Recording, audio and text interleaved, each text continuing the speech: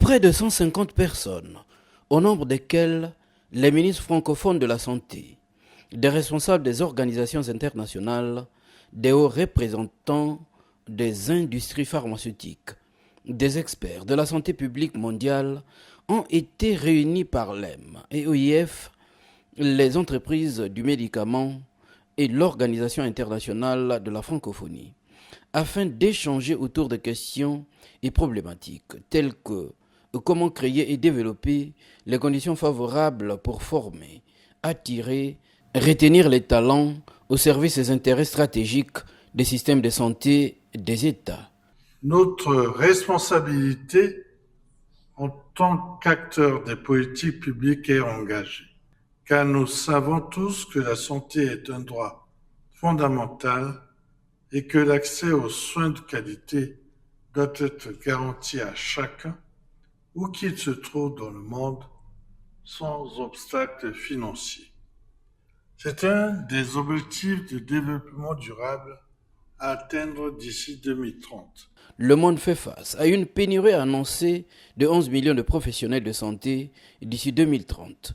Cet événement appelle à une mobilisation des acteurs francophones, ministres, chefs d'entreprise, chercheurs, pour renforcer la formation, l'attractivité et la fidélisation des talents en santé.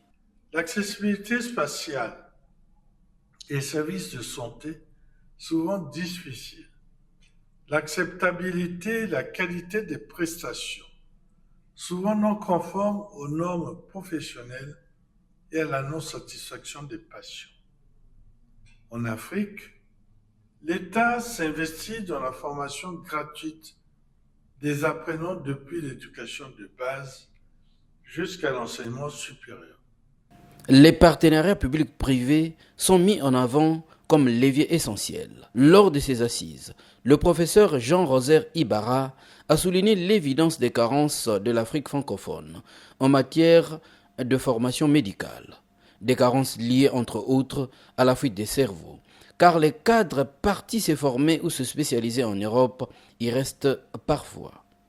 Le ministre de la Santé et de la Population a également souligné les efforts consentis par la République du Congo depuis quelques années dans la formation en nombre considérable des médecins et autres personnels de santé à Cuba et qui sont rentrés au Congo à l'issue de leur formation pour renforcer l'offre de soins et services de santé du pays.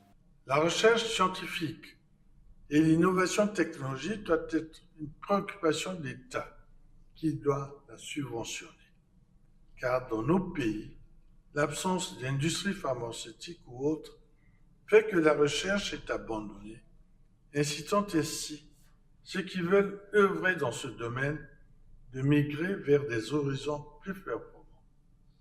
Les instituts de recherche existants sont dépourvus de budget et quand ce budget existe, les ressources financières sont difficilement décaissées. Cette 27e édition des rencontres francophones de la santé souligne l'urgence d'une coopération renforcée pour répondre aux défis des systèmes de santé et aux pénuries de médicaments.